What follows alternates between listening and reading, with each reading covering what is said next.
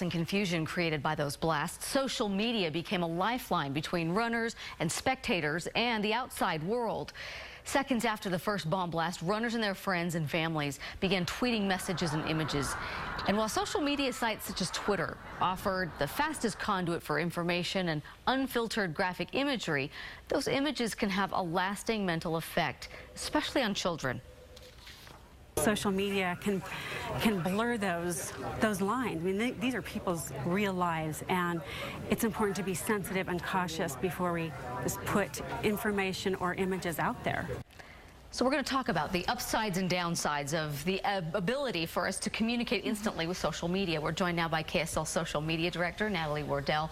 So Natalie, I guess maybe the downside that we're hearing is this inescapable barrage of unfiltered pictures, and some of them were so graphic.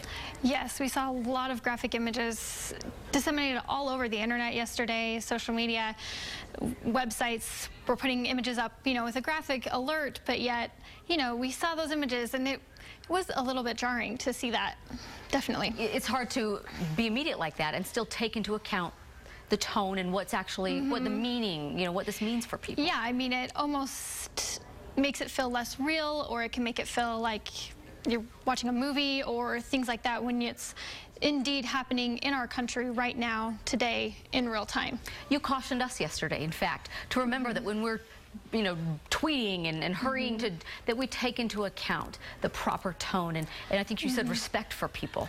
Yeah, I mean, I think the worst way you'd want to find out that your family member was injured was through a political Facebook post that was politicizing the event, or through some message that was, just retweeting and disseminating information. It's definitely, you want to watch the tone when you're in taking this information and when you're putting it out there.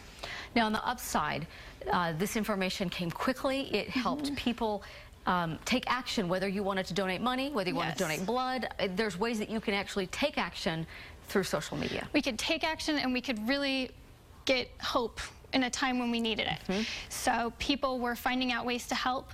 Google created a way for people to find sources, people to find out if their loved ones were okay. There was a Google Doc going around where people could say, hey, I am available to give people rides to the airport. I'm available, I have an extra couch if someone needs a place to sleep tonight. I'm available, I have an extra bedroom. So, I mean, just seeing that document for me when you were seeing so much heartbreak yesterday, it really gave you a lot of hope. Does give you hope, does give you a way to get involved, I guess.